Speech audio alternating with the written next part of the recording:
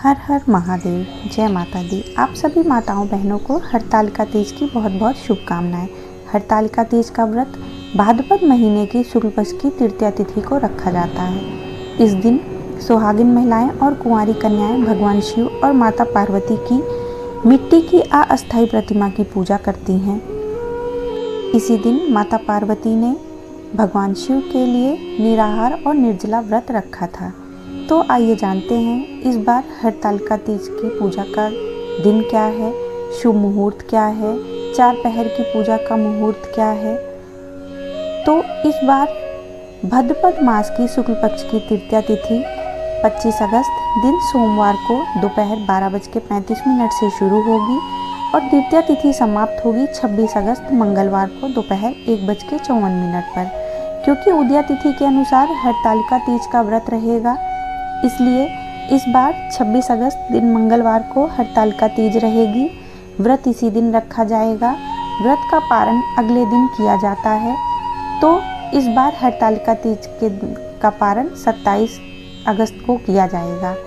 27 अगस्त को रात्रि में भद्रा भी लग रही है, लेकिन भद्रा का समय रहेगा बुधवार की सुबह 2:46 से 3:44 तक और ये भद्रा पाताल लोक में रहेगी, इसलिए धरती पे इसका कोई भी अशुभ साया नहीं रहेगा।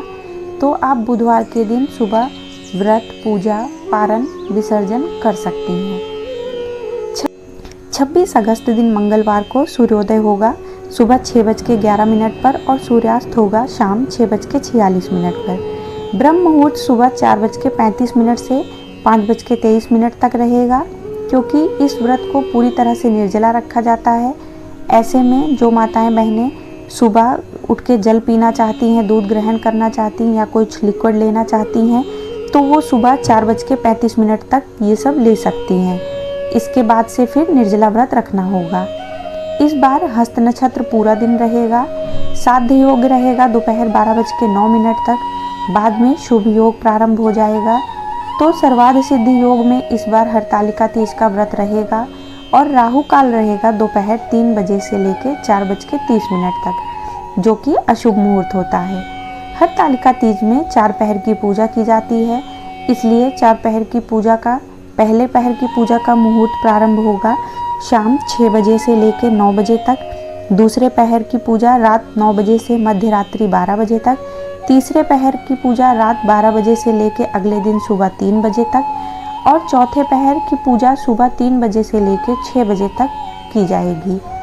हरतालिका तीज की प्रातःकाल पूजा का शुभ मुहूर्त रहेगा सुबह 5:56 से 8:31 तक और प्रदोष काल की यानी शाम की पूजा का मुहूर्त रहेगा शाम 6:01 से 7:31 तक। वहीं व्रत के पारण का मुहूर्त रहेगा 27 अगस्त के दिन बुधवार को सुबह 5:40 से 7:05 तक।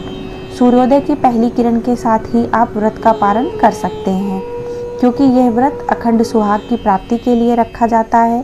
कुंवारी कन्याएं मनचाहे जीवन साथी की प्राप्ति के लिए रखती हैं, इसलिए इस व्रत में भगवान शिव और माता पार्वती की सच्चे मन से पूजा करनी चाहिए और माता पार्वती को श्रृंगार का सामान अवश्य चढ़ाना चाहिए।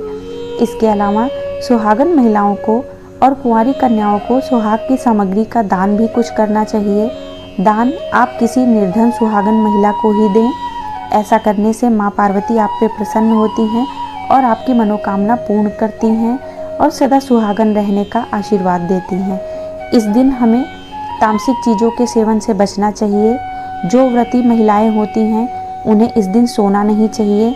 इस दिन रात्रि में जागरण करना चाहिए। रात्रि में जागरण करना चाहिए, भगवान की पूजा करनी चाहिए।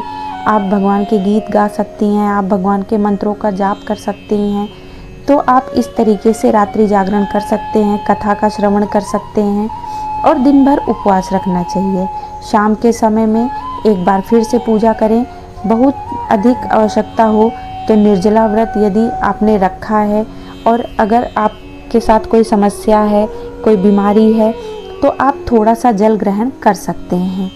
तो ये थी आज की वीडियो। उम्मीद है आपको वीडियो उपयोगी लगी होगी। अगर वीडियो उपयोगी लगी हो तो वीडियो को लाइक अवश्य करें और कमेंट में जय माँ पार्वती अवश्य लिखें। हर हर महादेव।